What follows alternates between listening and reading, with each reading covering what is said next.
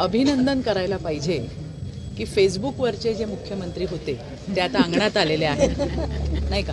म्हणजे 2.5 वर्ष जी महाराष्ट्राची वाट लावली घरामध्ये बसून फेसबुकवरती सरकार चालवून आणि गेल्यानंतरचं हे शहाणपण आहे.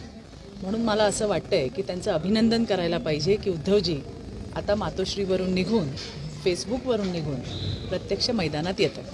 जरांगे पाटलांनी 20 तारखेची डेडलाईन दिली, आता ती तारीख जवळ येते, ते उपोषणावर ठाम आहे. बघा, भारतीय जनता पार्टीची आणि सरकारची मराठा आरक्षणाविषयीची जी भूमिका आहे ती अतिशय सकारात्मक आहे.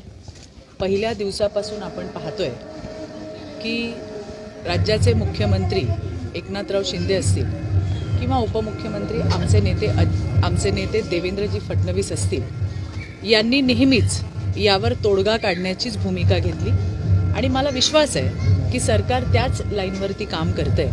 निश्चितपणे मराठा समाजाला आरक्षण मिळणार आणि मी भारतीय जनता पार्टीची एक कार्यकर्ता या नात्याने तुम्हाला सांगते, हे आरक्षण जर कोण मिळवून देणार तर ते महायुतीचं एकनाथराव शिंदे आणि देवेंद्रजी फडणवीस यांचं सरकारच मिळवून देणार. पण 20 तारखेला मुंबईत चक्काजाम होईल असं वाटतंय आपल्याला? नाही, मला काहीच कल्पना नाही. हा सरकारचा विषय आहे. आम्ही कार्यकर्ते आहोत, आमचं काम आहे संघटना बांधणी.